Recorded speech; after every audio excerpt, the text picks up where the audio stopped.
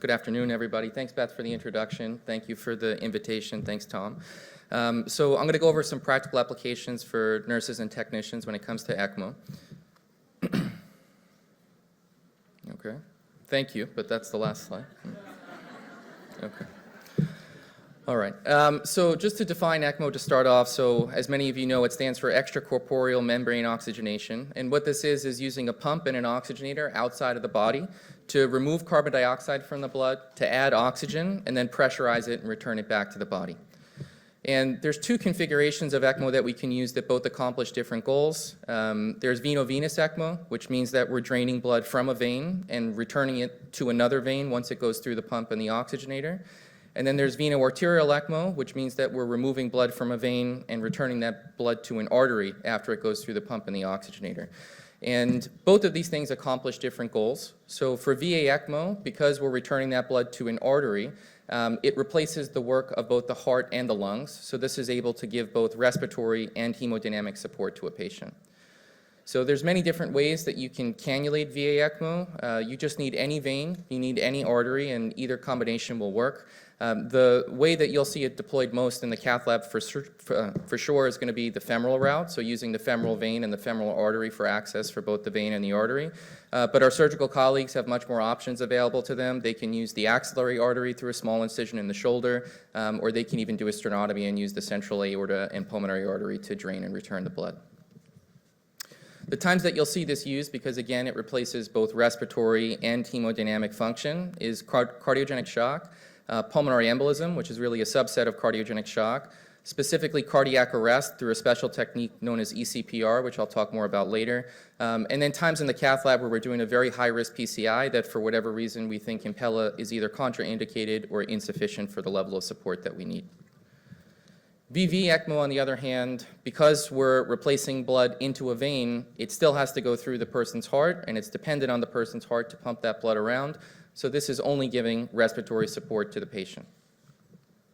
And there's a couple different ways that you can cannulate VV ECMO, and I'm going to keep it simple for the purposes of this talk because I think that the major application of ECMO in the cath lab is going to be veno-arterial or VA ECMO. But there are a couple different ways that you can cannulate VV ECMO, and we sometimes do this in the cath lab just because fluoroscopy is so helpful in making this procedure safe. But you can drain blood from one cannula in the femoral vein and return that blood to the neck into the SVC through a setup called dual access, so two cannulas to accomplish the goal of drainage and return. Or you can use proprietary double lumen cannulas. There's a few different ones on the market. And this is a single cannula that goes in the neck. It has two ports, one that drains blood and one that returns blood. And you could accomplish both drainage and returning blood using this single catheter in the neck. So the times that you'll see this used is ARDS and pneumonia. So we use this a lot during COVID-19, and we certainly use the cath lab to help us do that during that time. Severe asthma exacerbations when the ventilator is not enough to clear the CO2 that the patient needs, and similarly severe COPD exacerbations, same thing.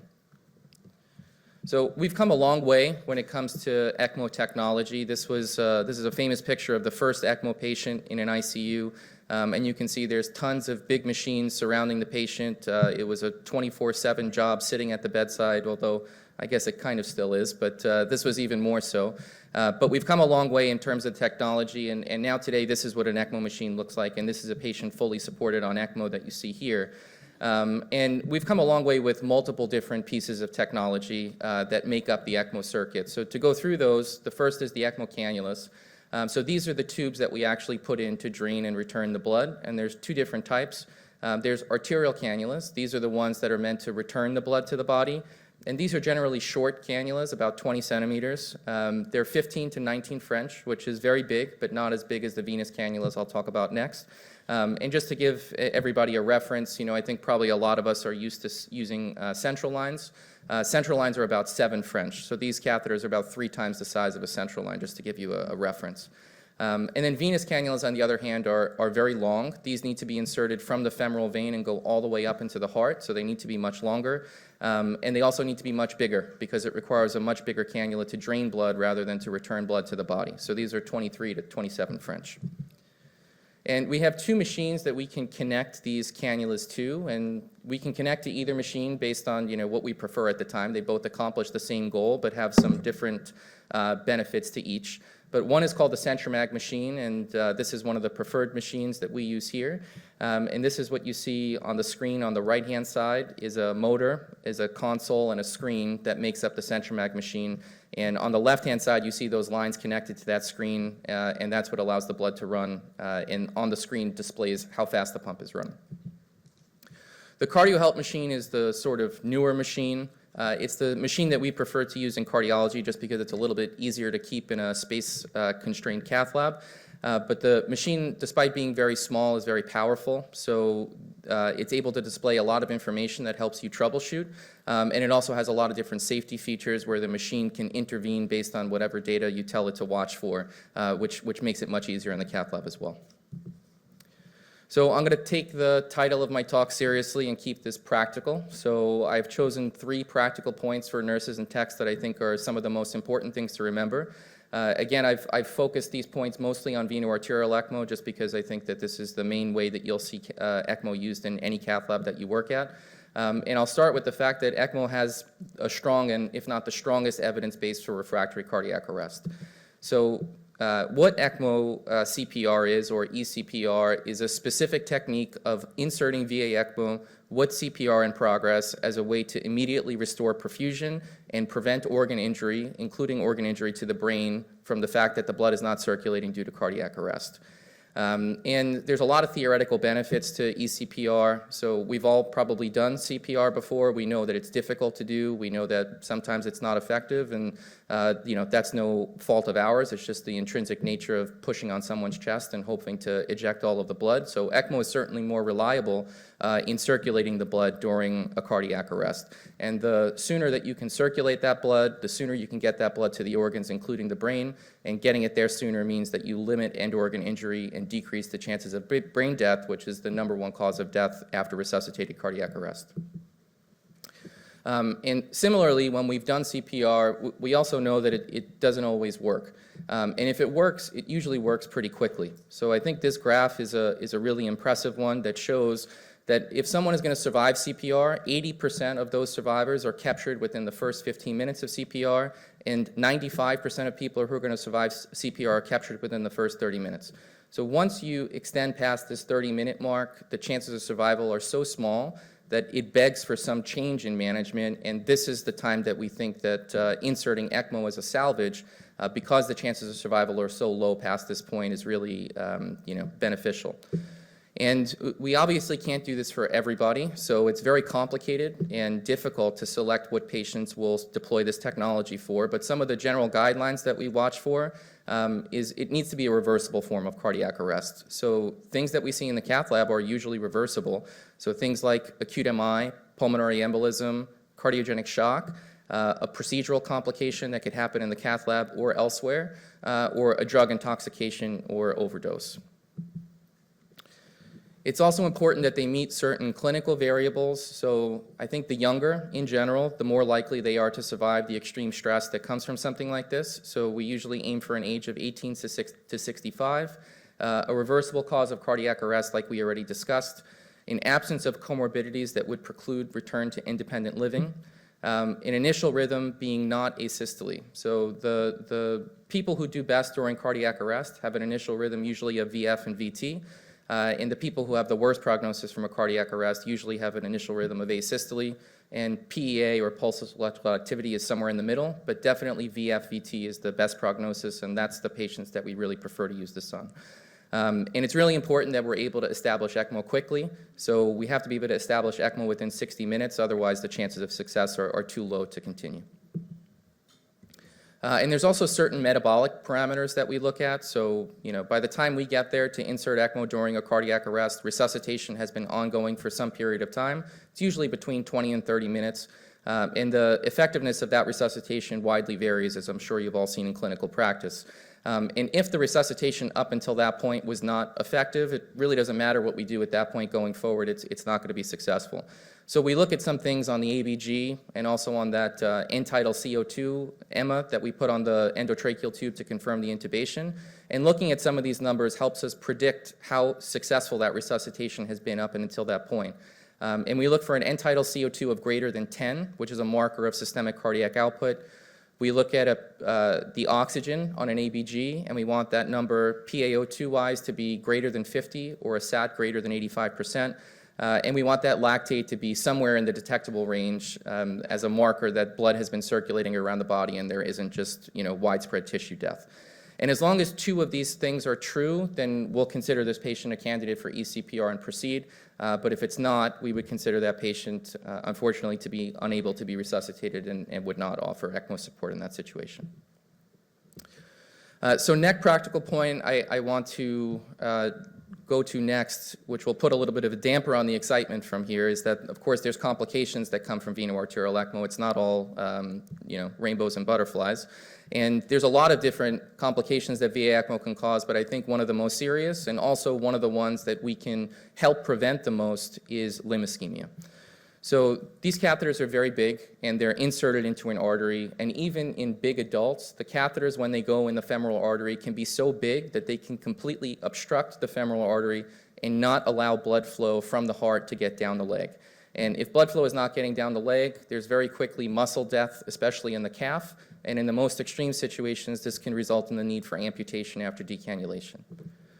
So there's a couple different ways that we manage this, and to be honest with you here, we usually combine both, but there are two approaches, and one I'll call watchful waiting, and the other will be a definitive solution, which is called distal limb perfusion.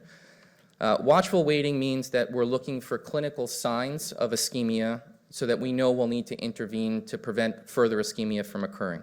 And the things that we'll watch for is leg stiffness, especially in the calf, color changes in the feet or the legs, if pulses in the feet become unable to be appreciated even by Doppler. And then there is a machine that we use called NIRS, which stands for near infrared spectroscopy, which gives us an actual oxygen content measurement of the calf muscle itself. And when this number starts to decline, and especially when this number starts to be less than the contralateral leg, we know that there's an issue with blood flow getting to the leg because oxygen levels are decreasing, and it's a sign to us that we need to do something to intervene. And when we intervene, the definitive solution is something called a distal limb perfusion catheter, and that's what you see pictured here in orange. So on the left-hand side of the screen is the venous cannula, and on the right-hand side of the screen is the arterial cannula. And what's happening is that blood is being drained from the venous cannula, and off the screen, the blood is going through the machine, and then it's being returned to the arterial cannula that you see over here on the right-hand side. That orange sheath is not inserted in a standard fashion. It's inserted such that it's pointing downward toward the foot. And it's connected to the side port of the arterial cannula so that some of that blood, before it gets to the body, goes through that sheath and then is shot down the leg. And it creates an alternative path to get oxygenated blood to the foot. And this is that same sheath in a different angle, which I think helps maybe see it a little better. Same setup. Venous blood being drained from the left femoral vein, going through the machine, which is off the screen. It's being returned to the femoral artery, and then before all of that blood is returned, we create a little loop that gives some of that blood to that sheath that is pointing downward toward the foot so that highly oxygenated blood can reach the foot. Sometimes that's very difficult to insert or impossible to insert, and we do have other techniques that we can use, and this is why I love ECMO because it's so multidisciplinary, and our surgical colleagues can make an incision over the ankle, and they can put a cannula actually pointing upward at the level of the ankle to create another way to get blood to the calf from the bottom. So difficult to do, but that we've done a few times here when we needed to. And the last thing I'll mention here is that one of the things that I think we talk most about at conferences and is one of the most active areas of research in ECMO in general, which is why I want to mention it here, is that VA ECMO often needs to be combined with other devices to achieve success, and specifically something called venting. So the way ECMO works, generally speaking, is that the blood is returned to the femoral artery and it's shot against the normal direction of blood flow. Normally, blood flow is going from the heart downward. ECMO is going from the leg upward. And what happens is that this is fighting the negative cardiac output, and it makes it very hard for the heart to empty the blood that it's trying to squeeze against the ECMO flow. So practically speaking, the blood sits there. The heart starts to distend as a result of the blood just sitting there and backing up, and this can cause a whole bunch of problems. And we need to create an alternative way for the left ventricle to empty its blood to prevent some of these complications that are very common on ECMO.